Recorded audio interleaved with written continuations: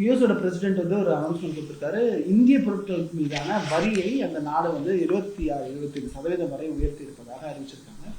நாங்கள் இந்தியாவோட நட்பு நாடாகத்தான் இருக்கிறோம், என்னுடைய நண்பர் தான் பிரதமர் மோடி. அதே நேரத்தில் எங்களுக்கான வரி, எங்களுடைய ப்ராடக்டுக்கான வரி வந்து 52% இருக்குது இந்தியாவில் அப்படின்றத சொல்லியிருக்காரு. எப்படி பார்க்குறது சார்? அதாவது இது வரைக்கும் ஆவரேஜாக வந்து 2 to 2.5% அப்படின்னு இருந்தது வந்து 26% போயிருக்கு அப்படின்றது வந்து ஒரு செட்பேக் தான், கண்டிப்பாக இருக்க தான் செய்யும் ஷார்ட் டேர்மில்.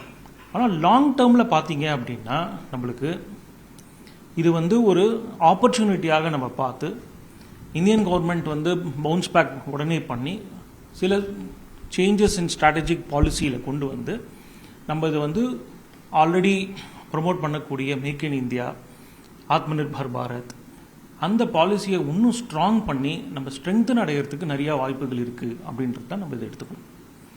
அதுவுமே பார்த்தீங்க அப்படின்னா மரியாதைக்குரிய ட்ரம்ப் கூறும்போது இந்தியாவுக்கு வந்து ஆவரேஜ் ரேட் ஒரு செக்டாருக்கும் ரேட் இருந்தாலும் இப்போ 26% அப்படின்றது ஆவரேஜ் ரேட். நீங்கள் கூறினாப்புல மோடிக்கு வந்து இப்போ ரீசெண்டாக வந்தாங்க அப்படின்ற ஒரு பார்வையோடு தான் அதை குறிப்பிட்டிருந்தாங்க. அது மட்டும் இல்லை, நீங்கள் பார்க்க முடியுங்க அப்படின்னா மற்ற ஏஷியா கண்ட்ரிஸ் எடுத்துக்கிட்டிங்கன்னா வியட்நாம், சைனா அதெல்லாம் எடுத்துக்கிட்டிங்கன்னா அவங்களோட கம்பேர் பண்ணுறச்சே நம்மளுக்கு 26% அப்படின்றது வந்து மச் லெஸ். ஸோ என்டையர் கண்ட்ரீஸோட this tariff rate on reciprocal basis increase பண்ணும்போது மோர் பர்டிகுலர்லி இந்தியாவோட rate when compared with competitive countries, more particularly China எடுத்துக்கிட்டிங்கன்னா கம்மியாக தான் இருக்குது. ஸோ இதோட சைடு அட்வான்டேஜ் நம்மளுக்கு அக்ரூ ஆகும் கண்டிப்பாக. For example, there are alternative production substitutes. முன்னாடி வந்து யூஎஸ் வந்து சைனாலேருந்து எதெல்லாம் வந்து இறக்குமதி பண்ணாங்களோ அதை வந்து இப்போ இந்தியாவுக்கு அந்த திறமை இருக்குது அப்படின்னா அந்த இடத்த இந்தியாவிலேருந்து அதை ப்ரொக்யூர் பண்ணலாம். ஏன்னா சைனாலேருந்து இறக்குமதி பண்ணுறதோட இந்தியாவிலேருந்து இறக்குமதி பண்ணுறதுக்கு காஸ்ட் வந்து கம்மியாக தான் ஆகும் அப்படின்றது. ரெண்டாவது வந்து கிரிட்டிக்கலாக வந்து பார்த்தீங்க அப்படின்னா இந்த இம்பேக்ட் வந்து நம்ம ஷார்ட் டேர்ம் லாங் டேர்ம்னு ரெண்டாக பிரிக்கணும். ஷார்ட் டேர்மில் கண்டிப்பாக உடனே இப்போ April 2 இது வந்தது, 3 வந்தது அப்படின்னா ஆல்ரெடி சில ஆர்டர்ஸ்லாம் இப்போ ஷிப்பில் இருக்கும். அதெல்லாம் இறக்குமதி ஆனோடனே இவங்க கால்குலேட் பண்ணியிருப்பாங்க 10%, 2%ன்னு. இறக்குமதி ஆகும்போது அது 26% போகுது. இந்த ஒரு பர்டிகுலர் ப்ரொவிஷன்ஸுக்கு மட்டும் ஐ திங்க் WTO மூலமாக உடனே ரிலீஃப் கேட்டிருக்காங்க. அதுதான் வந்து ஏன்னா ஆல்ரெடி அவங்களுடைய லாபத்தை வந்து 26% சொல்லி கால்குலேட் பண்ணியிருக்க மாட்டாங்க. ஸோ சில டெலிவரி ஆர்டர்ஸ்லாம் ஹோல்டில் இருக்குது. அதை வந்து எப்படி ட்ரீட் பண்ண போகிறாங்க அப்படின்றது ஒரு குஷன் கொடுத்து ட்ரை பண்ணுறாங்க. டன்ஸ் அண்ட் டன்ஸில் இருக்கும், ஆர்டர்ஸ்லாம் ஹோல்டில் இருக்குது. ஸோ தட் இமிடியேட்லாம் அது வந்து ஒரு ப்ரெஷர் வந்து ஹியூஜ் இம்பாக்ட். ஏன்னா என்னுடைய லாபம் திடீர்னு ஒரு 20% போகுது அப்படின்னா அது வந்து எந்த ஒரு எக்ஸ்போர்ட்டர்ஸுக்குமே, இந்தியாவிலேருந்து ஒரு எக்ஸ்போர்ட்டர்ஸுக்கு அது கண்டிப்பாக அது இம்பாக்டாக தான் இருக்கும்.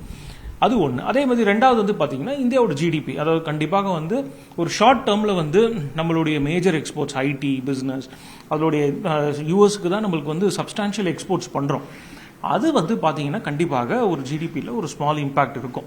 ஆனால் அதை வந்து லாங் டேர்ம் பாலிசி மூலமாக இது வந்து ஒரு ஆப்பர்ச்சுனிட்டியாக எடுத்து நம்ம எங்கெங்கெல்லாம் வந்து நம்மளுடைய மேக் இன் இந்தியாவை இன்னும் நல்லா ஸ்ட்ரெங்தன் பண்ணி ஆத்ம நிர்பர் பாரத்தை கொண்டு வந்து அதை ரெக்கவர் பண்ணணும் அப்படின்றத நம்ம யோசிக்கணும். லாங் டேர்ம்ஸில் இன்னும் பெட்டர் நம்ம நெகோஷியேட் பண்ணி விஷன் அண்ட் ஒரு மிஷனோட நம்மளுக்கு இதை வந்து பியூர் கம்ப்ளீட் ஆப்பர்ச்சுனிட்டியாக பார்த்து எப்படி வந்து கொண்டு போகணும். இன்னும் இன்ட்ரெஸ்டிங்லி நீங்கள் பார்த்தீங்கன்னா இது வந்து இட்ஸ் நாட் அ ஷார்ட் டேர்மில் வந்து it will also impact money supply, inflation, also நம்மளுடைய ஃபாரெக்ஸ் ரிசர்வ்ஸ், எக்ஸ்போர்ட் கலெக்ஷன்ஸ் வந்து கூடுறது கம்மியாகிறதுனால all the vendors no renegotiate. நான் முன்னாடி 10 ரூபாய்க்கு நான் விற்கிறேன் அப்படின்னா நீங்கள் சொன்ன மாதிரி இப்போ நான் 30 ரூபாய்க்கு அதை விற்கணும்.